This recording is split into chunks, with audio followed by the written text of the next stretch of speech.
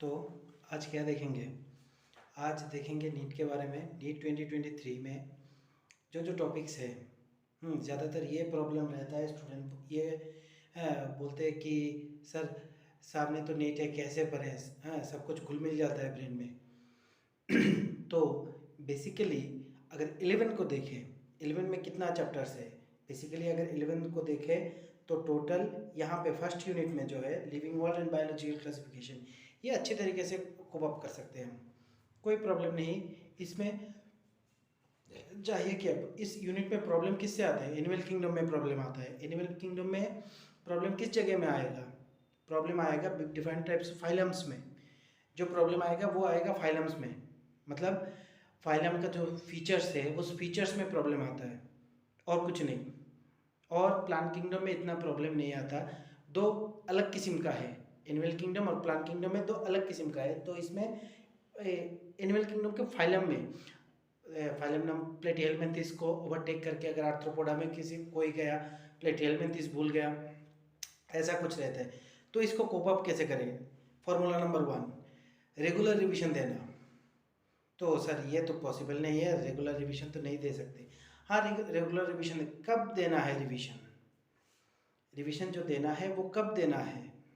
Revision generally मेरे हिसाब से, मेरे हिसाब से रिविजन सुबह सुबह दे के रखना है। मतलब कि सुबह को उठने के बाद जब हम बुक लेके बैठते हैं पढ़ने के लिए, तो सुबह सुबह हम देखेंगे, इसको थोड़ा सा रिव्यू करेंगे।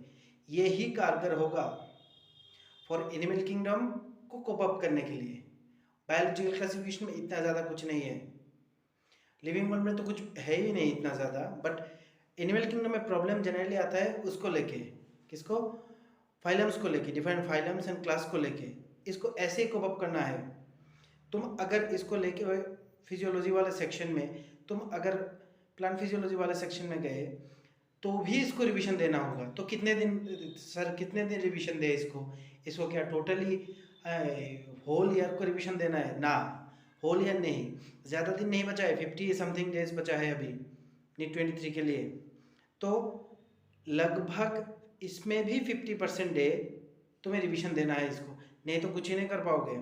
देखो ध्यान से कि फाइलम को ध्यान देना है, मेमोनिक्स बनाना है। ये मेमोनिक्स जो है ये सुपरफिशियल नहीं है, ये तुम्हारे हिसाब से होगा। मेमोनिक्स जो मेमोनिक्स होगा ये तुम्हारे हिसाब से होगा, ये सुपरफिशियल नहीं होगा।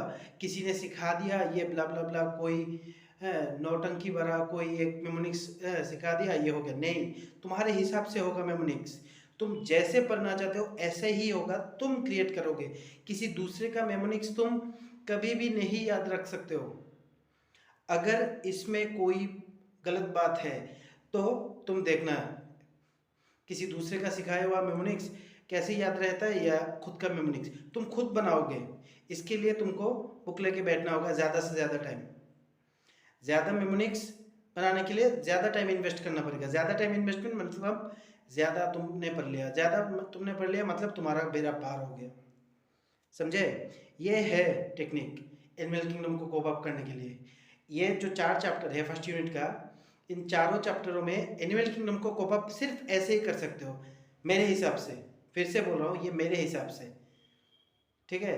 तो मेरे हिसाब से तुम ऐसे ही कवर अप कर सकते हो एनिमल किंगडम को, और कोई भी दूसरा रास्ता नहीं है। क्या सीखना है इससे?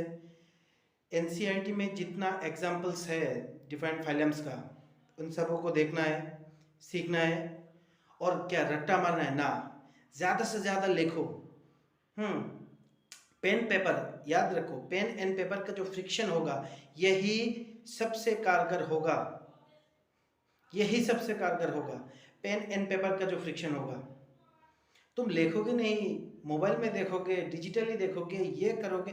बुक में तो सब कुछ लिखा है, मोबाइल में तो सब कुछ है, मोबाइल तो एक डिजिटल लाइब्रेरी भी है। ऐसे नहीं होता, जितना ज़्यादा लिख सकते हो उतना ज़्यादा याद रखेगा ब्रेन, नहीं तो ब्रेन भूल जाएगा इसको। रैंडम मेमोरी की तरह ब्रेन इसको भूल जाएगा। तो इसको याद रखने के लिए हमें क्या चाहिए? ज़्यादा से ज़्यादा लिखना चाहिए। फाइलम के ऊपर लिखो, फाइलम के ऊपर उस फाइलम ए पर लिख लिया, आर्थ्रोपोडा लिख लिया, मोलस्का लिख लिया, ऐसे लिखते रहो। हाँ, जितना भी पढ़ो लिखो और सीखना हो गया बस। अभी थोड़ा सा करके रिवीजन दो, होल एनिमल किंगडम को एक दिन में रिवीजन नहीं दे सकते हो।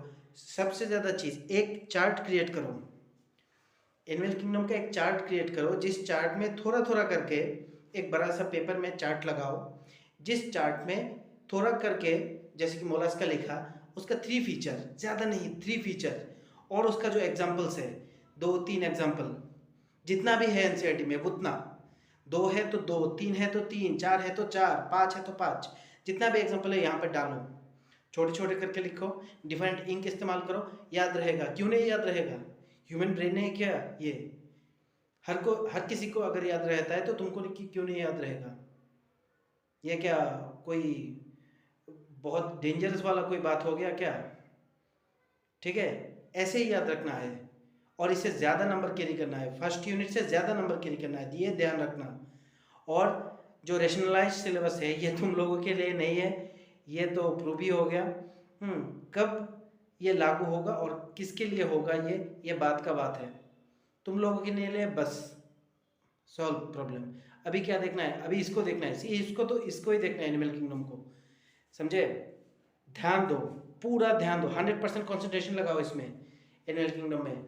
ऐसे नहीं होगा, ऐसे 1 शॉर्ट वीडियो देख लिया, 2 शॉर्ट वीडियो देख लिया, 3 शॉर्ट देख लिया, 2.0, 3.0, 1.0 देख लिया, ऐसे नहीं होता, समझे?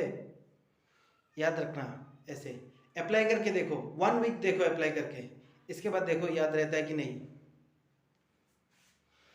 ठीक है, पढ़ते रहो, यही एडवाइस देना था हर किसी को, सिर्फ मेरे स्टूडेंट को नहीं, हर किसी को यही एडवाइस देना था। ठीक है।